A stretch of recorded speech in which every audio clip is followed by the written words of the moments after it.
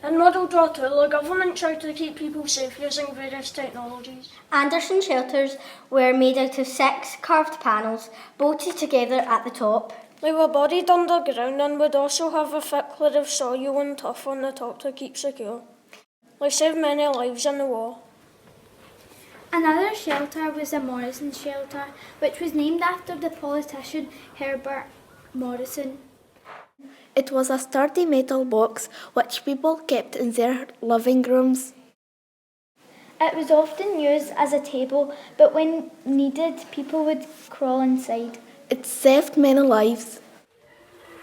Gas masks were also used as protection. The government gave people these because the Germans had used gas bombs in World War I and they thought it might happen again. In 1854, Scottish chemist John Stenhouse invented a simple mask that used charcoal to filter noxious gas, and they developed it further before World War II. Gas masks were made of black rubber, which is very hot and smelly, and they had to be carried at all times. There were different types of gas masks, including for babies, hot dogs, horses, adults and children. Luckily, Germany didn't use gas bombs on us. Gas masks made us feel safe. Using everything we learned about staying safe during the war, we had our own air raid drill. Another important invention in World War II was the radar. It was invented by the Scottish physicist Robert Watson Watt, the son of James Watt. It helped us to detect enemy aircraft before it reached our shores. It helped us win the Battle of Britain. Evacuation started on the 1st of September 1939. It was called Operation Pied Piper. Nearly 2 million children were evacuated from their cities.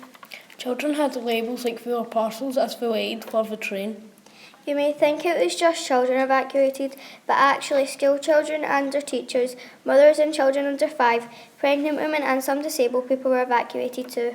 By the end of the war, around 3.5 million people had experienced evacuation. Although no one was forced to go, parents were encouraged by propaganda posters. Although war ended in September 1945, evacuation did not officially end until March 1946. Although it was tough for the children during the war, they made the most of it. Children played many games. They played hopscotch, four squares, jump rope, marbles, red rover, hide and seek and statues. During the war, families were short of money, so only the rich children had toys. Women that worked in World War II were definitely one of the big helps at that time.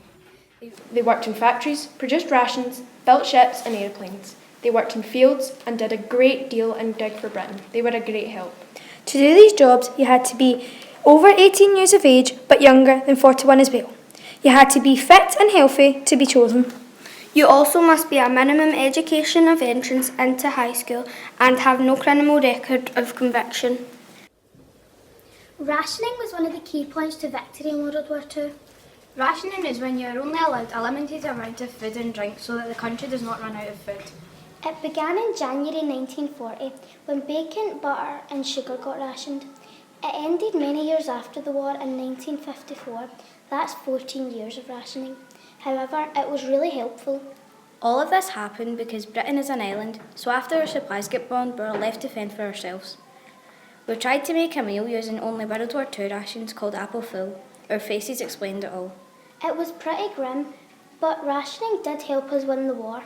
The only thing that never got rationed were fruit and vegetables. People were encouraged to grow their own. This was called Dig for Britain. All green spaces were turned into gardens to help this purpose.